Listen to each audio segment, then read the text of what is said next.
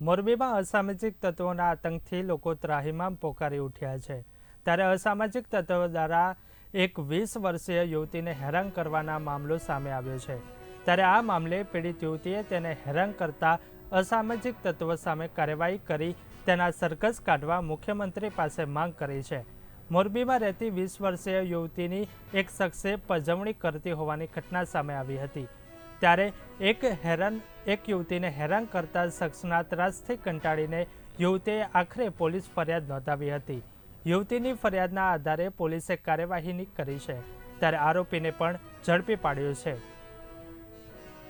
હું એક જોબ કરતી દીકરી છું। મારા મમ્મી વિકલાંગ છે અને મારા પપ્પા અવસાન પામ્યા છે।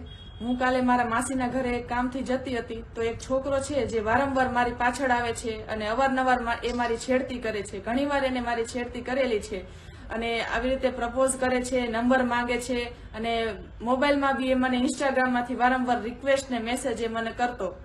તો કાલે અમે આના વિરુદ્ધ ફરિયાદ કરેલી પણ પોલીસે કોઈ ખાસ આના વિરુદ્ધ એક્શન લીધેલું નથી। તો હું મોરબીના એસપી, મુખ્યમંત્રી, ગૃહમંત્રીથી એવી વિનંતી કરું છું કે આના વિરુદ્ધ કોઈ ખાસ એક્શન લ્યો અને કોઈ સરઘસ કાઢો આના વિરુદ્ધ, જેથી છે ને આપણા મોરબીમાં રોમિયોગીરી છે એ બંધ થઈ જાય અને અનેક છોકરીઓ જે આવી રીતે રોમિયો જે છેડતી કરે છે એ બંધ થઈ જાય અને મોરબી રોમિયોગીરીથી શાંત થઈ જાય।